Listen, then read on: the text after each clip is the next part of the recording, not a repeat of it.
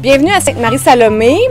Aujourd'hui, nous sommes dehors, à l'extérieur, en beau temps soleillé. On fait une corvée des fossés depuis 14 ans. Là, en ce moment, avec la COVID, on a pensé joindre l'utile à l'agréable. On a pensé aux gens qui s'entraînent fort dans les gyms habituellement, tous les jours, là, pour avoir un beau corps d'Apollon.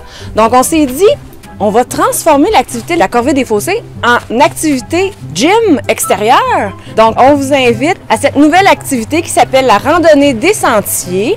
Là, cette année, on a décidé de ne pas charger d'abonnement. Vous comprendrez parce qu'on est en période COVID et qu'on est tous un peu tannés. Mais éventuellement, on sait que cette activité-là va être pas mal populaire. Donc, ça se peut qu'on vous charge un petit frais d'abonnement à venir faire votre tour à la randonnée des sentiers pour profiter du bon air.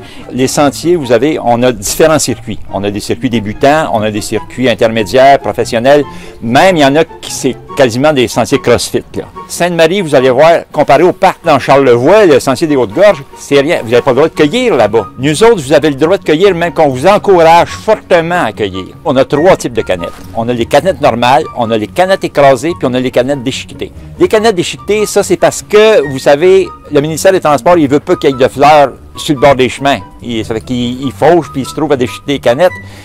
Parce que les fleurs, ça pourrait distraire les conducteurs, ils pourraient prendre le champ. Et ça, mais il y a des canettes, des fois, qui se retrouvent dans les champs, justement. Mais les cultivateurs, quand ils font les foins, ils se trouvent des fois à déchiqueter les canettes. Les vaches n'aiment pas tellement ça dans leur alimentation. Là, nous autres, on tient énormément à servir ces compagnies-là qui produisent des canettes. Les cultivateurs ne savent pas trop actuellement quoi faire. Est-ce qu'ils doivent retourner la vache avec la canette ou...